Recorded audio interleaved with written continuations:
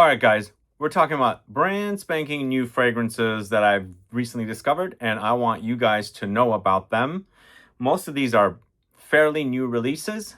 Maybe a few might be older, but really, really awesome scents that I have come across that I want you guys to know about. Some are from very small brands, some are a bit bigger and have been around for longer, but new discoveries that you need to know about. If you're looking for some new fragrances, you're going to want to check these fragrances out.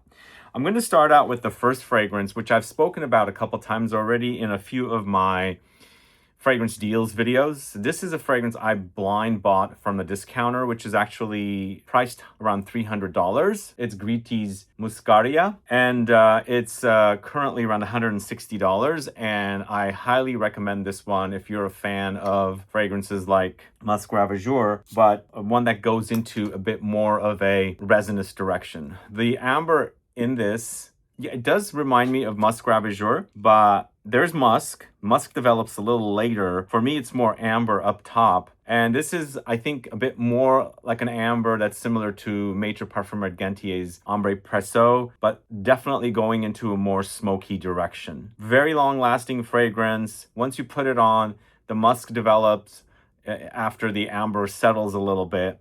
Smoke comes through. It smooths out later. It'll remind you more of Musk Ravageur, but again, it's kind of similar to that, where they've taken the musk in Musk Ravageur and making it much more resinous, smoky, ambery. Great offering. If you haven't tried this one, try it. I'm waiting to find the vanilla that launched together with this at the discounters as well. And as soon as I can get it, get it, or maybe put my nose to it and see how it is, I'll report on it. But in the meantime, Muskaria is definitely one that I recommend. You must get your nose on it if you're a fan of musk with amber.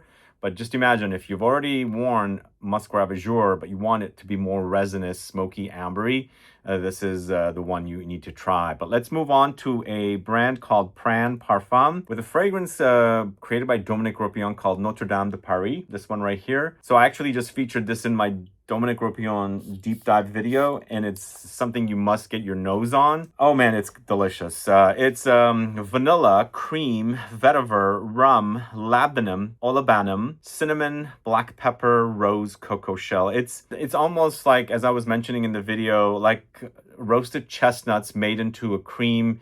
You know how you can chop it up and kind of make it into like a dessert. And you got the kind of smoky touches in there because there's some smoky, woody things coming through. But it's kind of vanillic and creamy and smooth and boozy. Of course, ambery and resinous, warm, spicy as well. Super delicious fragrance. This is a brand I'm not too familiar with, but highly recommend this one. A fragrance created by Dominique Ropillon. Look at the back. Really awesome looking presentation. It's a Thai brand, by the way, I have to say, and definitely one I'm going to keep an eye on, especially since this is a great quality offering that you must get your nose on. So let's move on to the House of Angelos Creations Olfactives. I reported on this one recently, but I want to highlight it again if you guys are in the market of finding some very complex amber style fragrances that are not your traditional amber fragrances. Whereas the Gritti I just spoke about is more of a resinous amber experience. Here with E-LECTRON, as you can see right here, is amber that's super complex and also creamy, Immortelle forward, and musky as well. Got some musky notes in here. But there's a lot going on in here. I think there's white chocolate. There's lots of spices. And it's got that trademark smell of the Immortelle, which Immortelle reminds me of autumn. It's the everlasting flower. So when you smell it, it kind of has like a dry leafy smell, maybe hay-like, and you can pull out kind of caramelly, brown sugary nuances from it. So it's a bit chocolatey because it also has cacao in it, but super complex. I think this is the most gourmand the brand has come to or come close to. But in the end, it's a very unique take on an amber, where it doesn't smell like a traditional amber like Ambre Sultan from Serge Lutens or Maître Parfumeur Gantier's Ambrette, maybe Mitza from Dior. It's totally different, but really something you should get your nose on. I think this is a bit more closer to L'Eau de Immortelle from Voyage Imaginaire because it does have the Immortelle. But I would say that Immortelle stands out in this. It stands out more in L'Eau de Immortelle, whereas that goes into an amber patchouli cacao direction. There's a lot of other things going on in here. This is not as dark as that one. And I feel like that goes a bit more ambery, and this is, even though amber, it's much brighter. Really awesome creation here. E-LECTRON. Let me know if you're familiar with that. From the House of Angelos Creations Olfactives. So the next fragrance I'm talking about is a fragrance from a house called Pesade. It's Orris Cocoon. Orris Cocoon is so awesome. I discovered this at Petit Fragranza, and I had just discovered the brand for the first time. Orris, referring to iris, is exactly that, the cocoon. It's a cocooning fragrance. It's also kind of very airy, ethereal, like iris tends to be. And so there's notes behind it that kind of stand out, like Longjing tea. There's woody notes, there's coriander, leather, and vetiver. And the Orris iris is kind of sweet, but not super sweet, slightly vegetal, a bit green. And so the whole combination is really nicely done. I'm not sure who the perfumer is on this one, but it settles really gorgeously on skin. But it's a Parfum concentration, so it's quite concentrated, but it still keeps that kind of airy, flowy, kind of ethereal quality that Orris tends to, be in fragrances. I wouldn't say this reminds me of Dior Homme Intense or Dior Homme Parfum. I think you can, if you smell it and you're very familiar with iris, you might kind of connect it that way. But I think that's basically where it stops at. The fragrance goes into a completely other direction, but it's super sexy. Iris has become a really, really awesome note for me. If I do another ranking, it might move up into the top 5 because I'm obsessed with iris now, and really awesome scent there with Pesade's Orris Cocoon. All right, up next, going to the House of 100 Bond. This is Bois de Mangrove. Are you guys familiar with this brand? Now, I've seen this brand quite a bit in France. I discovered them in France, in fact, at the Printemps boutique in where the department stores are, in the Perfumes standalone store on the, I think it was on the downstairs floor. I discovered it quite a long time ago, but the bottles were not as dark as this. I think they have a new collection of bottles, and this is also a fragrance created by Margot Lepage-Guerin, a perfumer whom I'm a fan of. It's very woody, leathery, spicy, and featuring notes of mangrove, leather, iris. There's pineapple to sweeten it up a little bit, juniper, saffron, cedar, lavender, laurels. And the fragrance is, I don't know what it is about it. It takes me back to the fragrances of the early 80s, and it's somehow I connect this to the fragrances of Halston. It's got that kind of, maybe even a little bit of a Tom Ford experience with Tom Ford's kind of woody, spicy fragrances. It's quite dark. It's a dark, woody fragrance. It's also a bit lacquered, polished, sticky, but it's super woody, like over the top woods, and lots of the spicy leather in here. Not animalic whatsoever, but it's nicely joined together with the aromatics and spices and things like that. It's a super sexy fragrance, and if you're a man, you like dark, leathery, woody fragrances that have a lot of spices, it's something that you should check out. Or if you're a woman too, it's a unisex offering, but I feel like the way the fragrance is composed, it's a super masculine leaning. So that's 100 Bond Bois de Mangrove. Let me know if you're familiar with that one. Up next, going to the House of Adamo Parfum. This is Tawakkul. I think that's how you say the name. Are you guys familiar with this one? I think this one actually might turn out to be my favorite fragrance from this house. There's a few that I like, but this one totally stands out.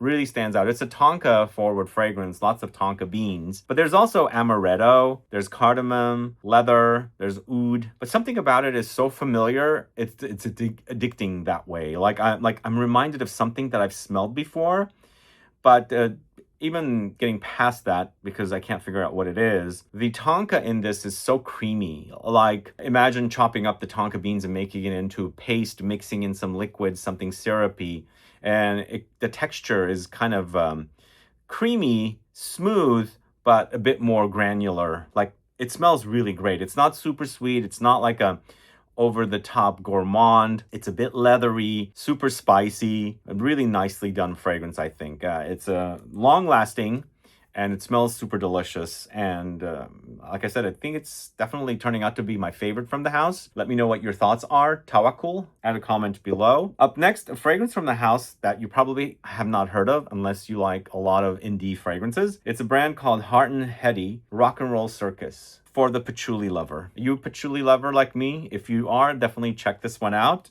Really think it's super sexy, actually. It's featuring notes of patchouli, gardenia, tobacco, leather, vanilla, myrrh, lavender. There's a little bit of funk in this, a little bit of muskiness, and I think that's going to be the case with some of these fragrances that I have here.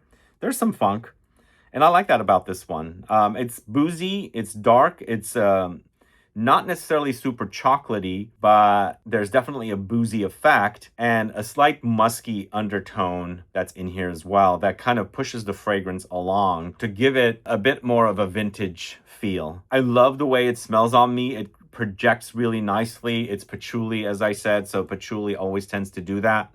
It's got great lingering power. It's got a sexy name, great smell. Let me know if you're familiar with Heart and Heady Rock and Roll Circus. Great name as well for that fragrance. I think it's an Australian. Yeah, it is. It says it's made in Australia, so it's an Australian brand. Those of you that are in Australia, let me know if you're familiar with that fragrance or that brand. Now let's move on to the house of Hellenist. This is Le Nuit de 300. I'm going to say it in English, so I'm not going to say it in French, unfortunately. So this is a Maurice Roussel creation. This is the latest fragrance from the house. And even though I'm obsessed with Hellenist's Le Bras de Morphe, this is an iris bomb with a slight chocolatey nuttiness. This is actually a bit daring. And once again, it's Maurice Roussel who loves to do musk fragrances. And we already spoke about Musk Ravageur. He created that for Frederic Malle. These two do not smell anything alike. This is featuring notes of musk, ambrette, artemisia, bergamot, ambroxan, tonka beans, lavender, patchouli, and sandalwood. On skin, it does get like there's a little funk to it. I wouldn't say it's over the top animalic, but you do notice a bit of a sweaty musk there. But when I smell it, once again, it has this very familiar smell. It's a bit waxy, like there's a waxiness. I don't know where that's coming from. Maybe it's the ambrette note. But also, it's a lot of aromatics. There's a lot of aromatics here that you'll notice, like the artemisia, like the lavender. But lots of woods. It's kind of a bordering creamy, waxy together, which is very, very interesting. It kind of brings to mind beeswax for some strange reason. But it's not really honeyed. There's not a lot of super sweetness here. But again, it's a very interesting take on a musk. It is a bit daring on skin. It does get a bit sweaty, as I said, but definitely worth checking out. And very powdery too, I should say. Let me know if you're familiar with this fragrance, the new one from Hellenist. Add a comment below. All right, we're talking about two fragrances back to back from the same house. Really obsessed with these two fragrances and the way they smell. First of which is, well, the brand's called La Pot Studio, and the first one is Fly Me to the Moon.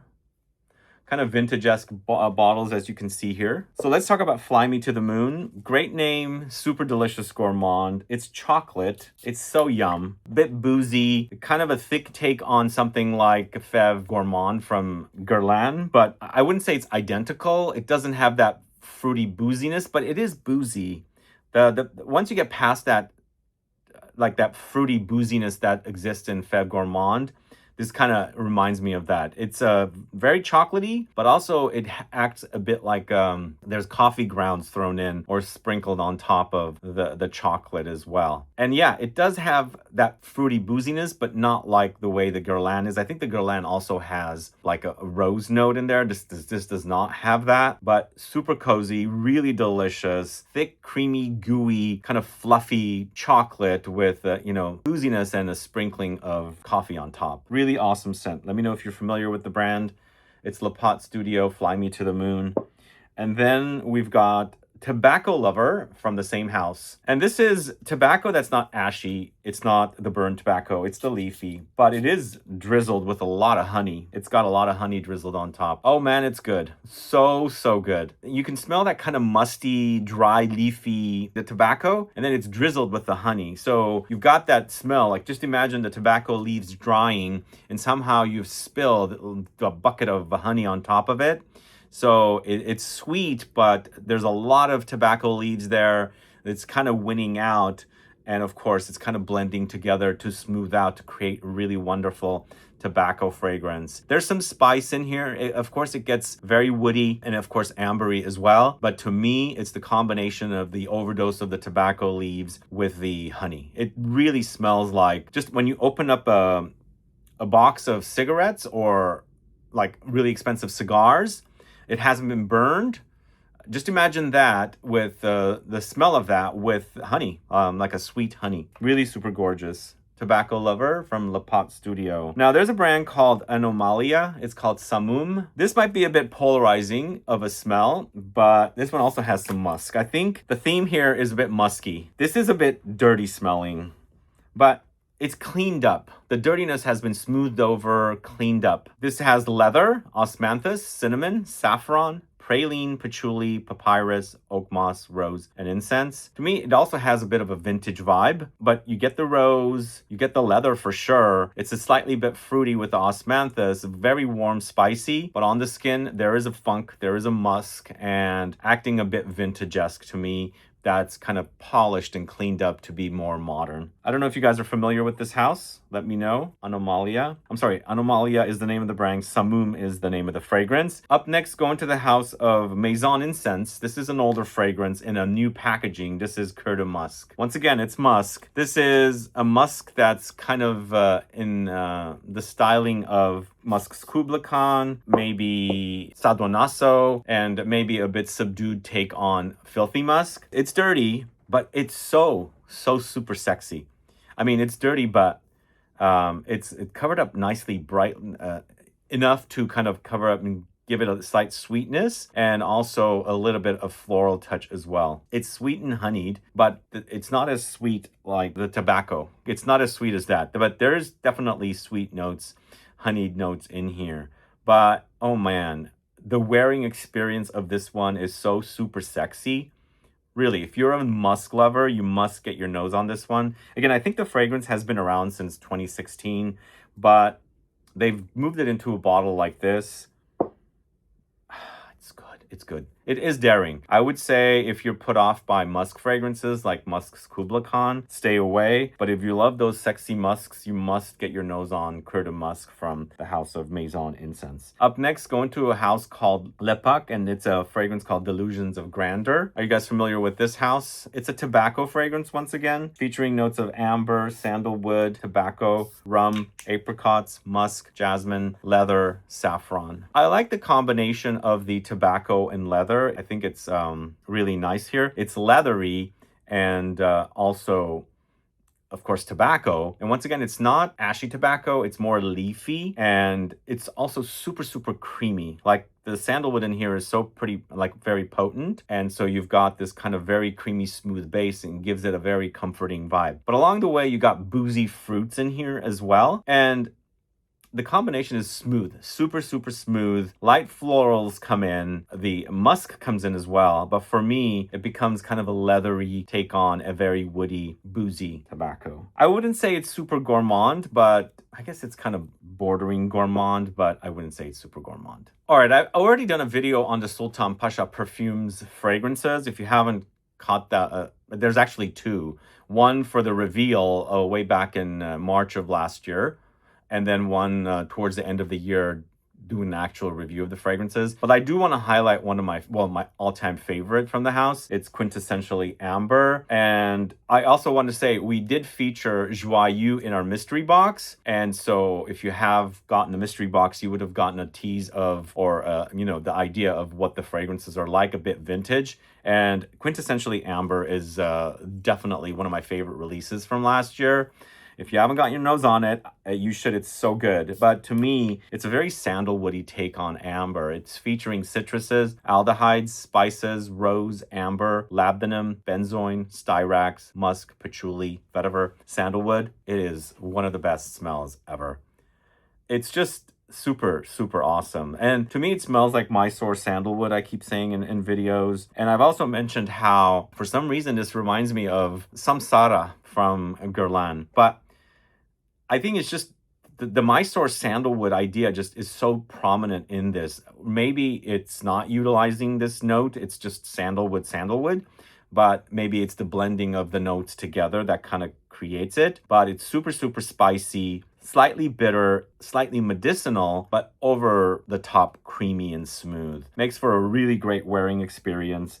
and you definitely need to get your nose on it if you haven't yet. It's an X-rated Parfum, so long-lasting. Go catch my video review of the entire collection. There's 4 of them, and this is definitely my favorite of the line, followed by Joyeux. So up next, going to a house called Momayak, and this is a fragrance called Doctor Away. I mean, it might come off a bit juvenile, but the smell is so addicting. I'm obsessed with the way this smells. It's like apples, just crunching, super ripe, very juicy, sweet tart apples. It's just so realistic and so fun.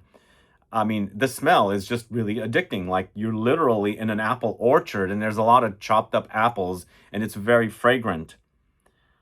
It's good. It's so good. So, I mean, I use the word juvenile maybe because it kind of acts young, but apples are not for only the young, right? Apples are for everybody, and I'm addicted to eating apples.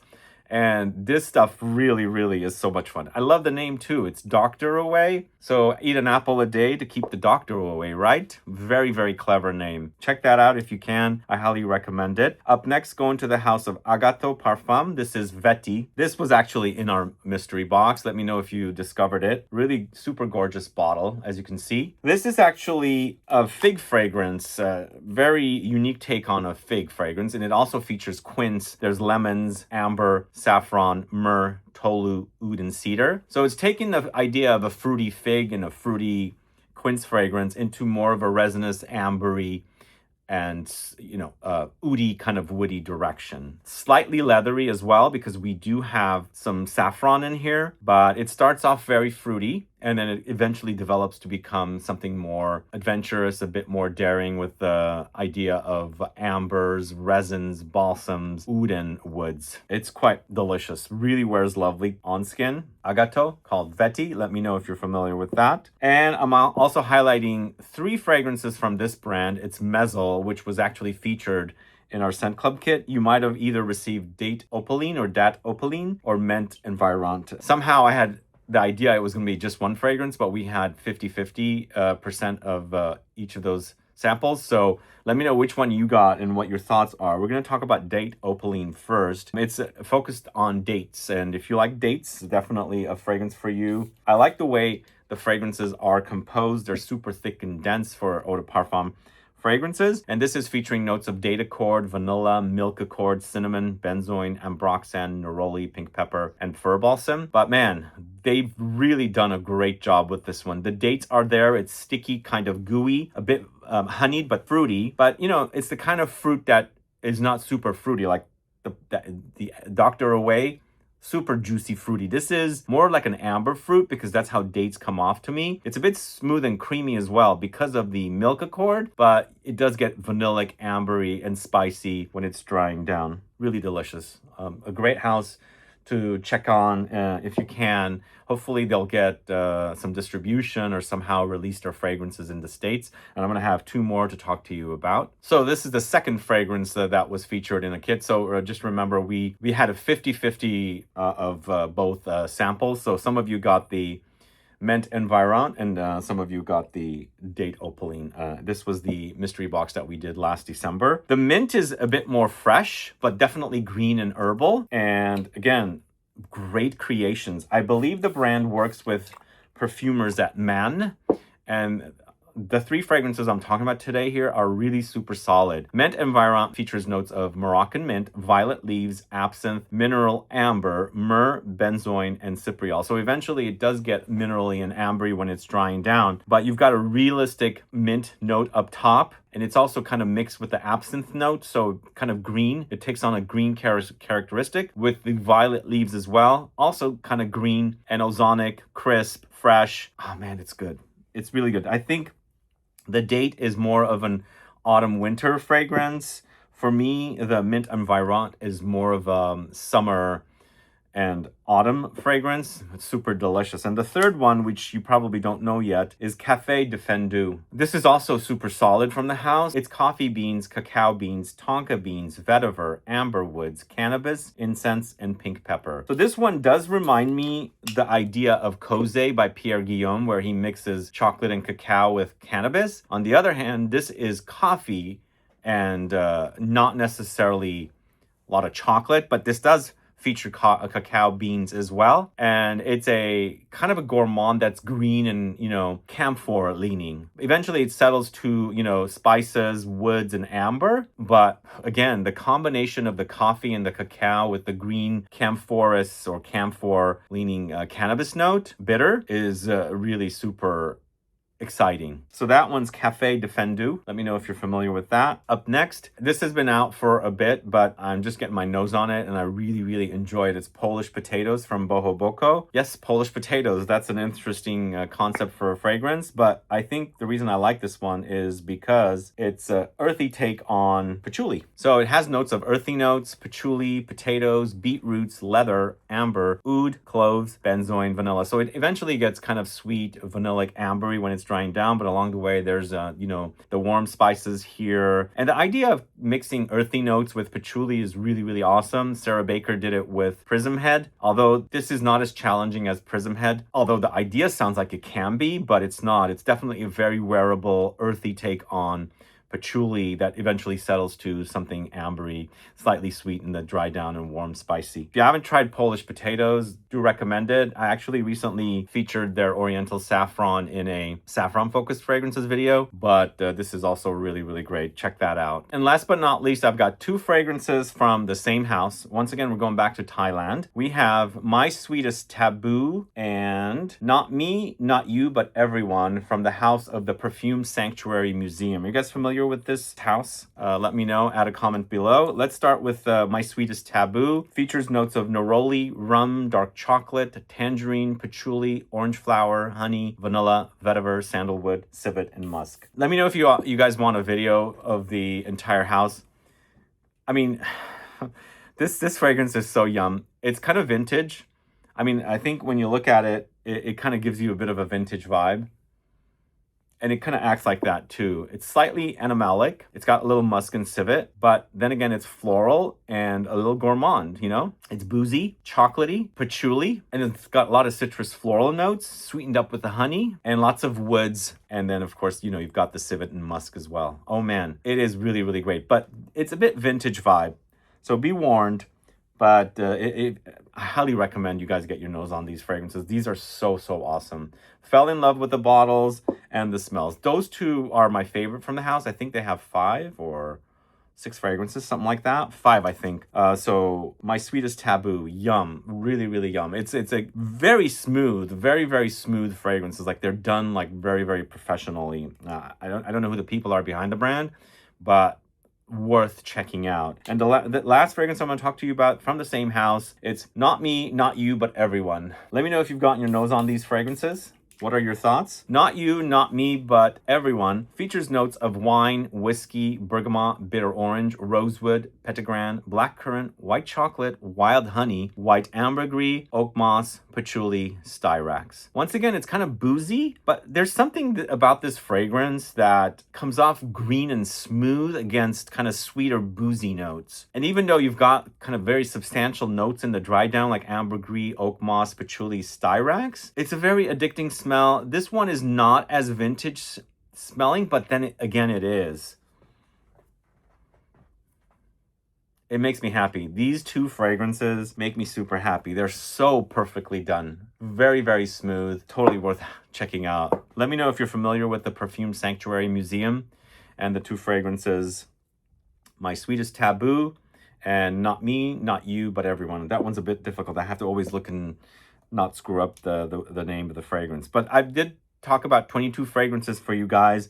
Let me know which fragrances are fragrances that you want to check out. Add a comment below. If you know them, you've sampled them, what do you think about them? Let us know. Add a comment below. But thanks so much for watching today's video. If you have any questions or comments, please do list below.